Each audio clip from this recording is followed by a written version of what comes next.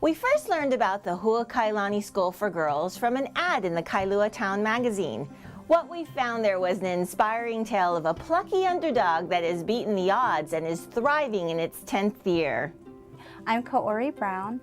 I am the co-founder of Huakailani School for Girls. My role here at Huakailani is director, but I am also the 3rd, 4th, and 5th grade teacher. I'm also a robotics coach, so I wear a lot of hats. We're a private, non-profit organization, and our goal and our philosophy is to meet the individual needs of all of our students. And so purposely, we are staying very small in order to maintain a 1-to-6 size ratio. All of our academics are completely individualized to the learning style and the academic level of every student we have here. And the girl power side of it is that we also really focus on the emotional and physical and overall health and well-being of girls, which is just as important. The school opened in 2008 with only 4 students, but we quickly outgrew our space over on Uluniu Street, and we moved here in 2009, and we've been here for the past 9 years. So the school just celebrated its 10th anniversary.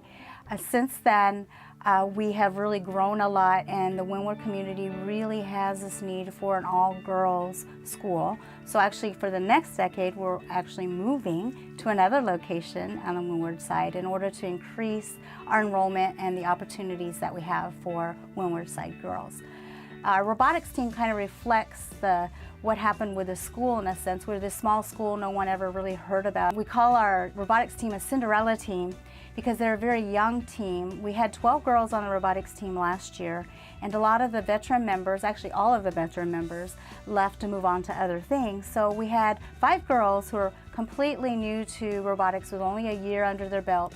They had not really tried coding or anything, and so we thought this is going to be a learning year, but they just surpassed all of our expectations, and they went from a team that had so much to learn to a team that, with perseverance and lots of extra work, ended up qualifying for the state championship.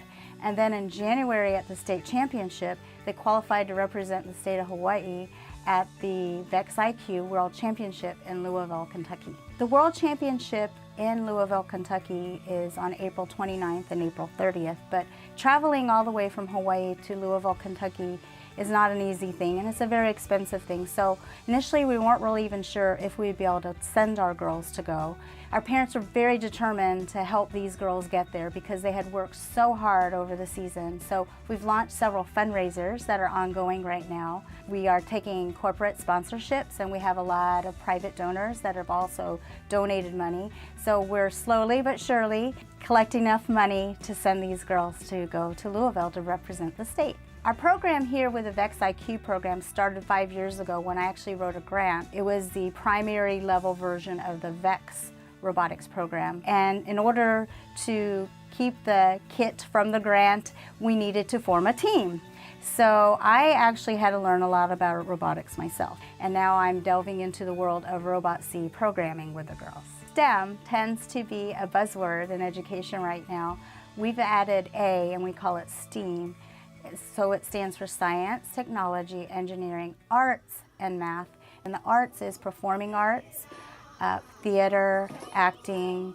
We do a lot of musical plays. The other component of that is the visual arts. We study all kinds of famous painters and artists throughout history, and the girls produce a lot of works of art inspired by the famous artists. We also offer instruction in Japanese.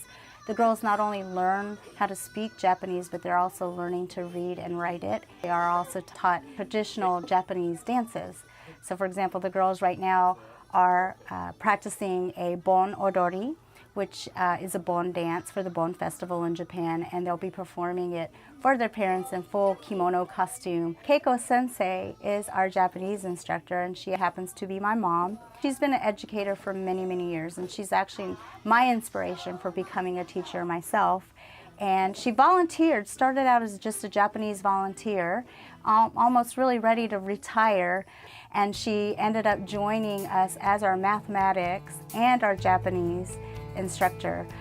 I was born in Japan, and then when I was not even a year old, my father, who's a marine biologist, had a company that needed him all the way in Florida. My whole family, my mother and I, and my dad moved to Florida, and then retirement for my mom actually brought them to Hawaii. It took a lot of risk-taking for my father to move his little child, little baby and wife who didn't even speak English to go live in Florida, and then I think they're the inspiration for why the school exists today.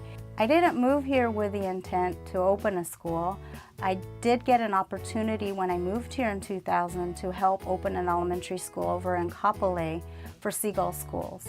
And I opened a kindergarten and first grade program for them. They were just a preschool and they wanted to open up an elementary school. And the program was there for 3 or 4 years, but then my journey took me back over to the windward side because my son started school. And so his school was over here on the windward side, and so I ended up teaching at Leisure Dan Academy, and then I was a principal at Leisure Dan for 4 years. But once you open up a school and really do what's truly right for every single child in your school, it's hard not to keep going back to those roots. And so my dream was one day I wanted to open up a school just like that somewhere here on the island for the children of Hawaii. We really strive to keep our tuition affordable, and we're right now around the $10,000 a year range. Families that are the best match for our schools are families that even before their child started school, they did everything possible to give enriching and academic opportunities to their child and are looking for a school that's going to continue that guidance through their kindergarten years and above. As for girls, any girl is a match in a sense, I believe, because we're so individualized, and so we just embrace a child as who they are when they come, and then they blossom and they flourish, and it's just amazing what they become on their noble journey. And that's what Huakailani means. It's a noble journey.